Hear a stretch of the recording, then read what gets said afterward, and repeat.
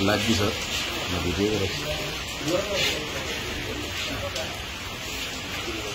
মনির ভাই আমরা গ্রামে জনাব মফিজুর রহমান নামের এক ব্যক্তি উনি ফার্মাসিউটিক্যাল কোম্পানিতে চাকরি করেন। ওনার ওয়াইফ একটা প্রাইমারি স্কুলের শিক্ষিকা। উনি অভিযোগ করেন যে ওনার বাসায় চুরি হয়েছে বেশ কিছু স্বর্ণালঙ্কার এবং নগদ টাকা, একটা টিভি এবং একটি ওভেন অজ্ঞাতনামা চোরেরা নিয়ে যায়। এই অভিযোগের ভিত্তিতে আমরা একটা নিয়মিত মামলা রুজু করি অজ্ঞাতনামা চোরের বিরুদ্ধে। পরবর্তীতে তথ্য প্রযুক্তির সাহায্যে আমরা গোপন সোর্সের মাধ্যমে আসামি এবং প্রসাদ নামে একজন আসামিকে আটক করি। তাকে ব্যাপক জিজ্ঞাসাবাদে সে ঘটনার ব্যাপারে প্রাথমিকভাবে স্বীকার করে।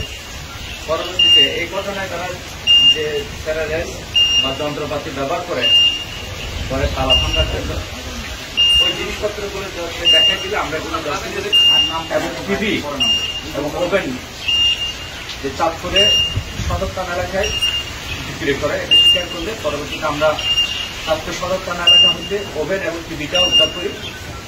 এরপরে উক্ত আসামি তার অপরাপর দুইজন সহযোগীর কথা স্বীকার করে, তাদেরকে আমরা গ্রেপ্তার করি। এছাড়া তার স্বর্ণের ব্যাপারে জিজ্ঞাসাবাদে সে আরেকজনের নাম্বার বলে যে যার কাছে স্বর্ণগুলো জমা আছে ওখানে তার সে দুটি কানের দুল এবং একটি নাকফুলেই জমা দেয় বলে সে জানালে আমরা ওই আসামিকে নিয়ে আসি। সকল আসামিকে জিজ্ঞাসাবাদ করা হয়েছে। জিজ্ঞাসাবাদে কিছু কিছু তথ্য তারা প্রদান করে আর কিছু তথ্য তারা এড়িয়ে যাওয়ার চেষ্টা করে। আমরা তাদেরকে বিজ্ঞাপনকে প্রেরণ করতেছি। যেহেতু সময়ের প্রয়োজন আছে আমরা রিমান্ডে এনে বাকি আলামত উদ্ধার এবং তাদের আর কোনো সহজে আছে কিনা এবং চোরাই টাকা উদ্ধারের জন্য অপরাপর কার্যগুলি সম্পাদন করে বিজ্ঞাপনকে পরবর্তী প্রক্রিয়া দাখিল করবেন। ধন্যবাদ। আচ্ছা, আপনারা কোন সময়? গতকাল রাত্রে তাদেরকে তথ্য প্রযুক্তির মাধ্যমে আটক করছি। গতকালকে রাত্রে ওরা আছে জড়িত? এই পর্যন্ত আমরা চুরির ঘটনায় সরাসরি জড়িত ছিল 3 জন, আরেকজন হচ্ছেন যার কাছে স্বর্ণটা জমা রাখছেন। উনি সহ 7 জন আমাদের সাথে আছেন।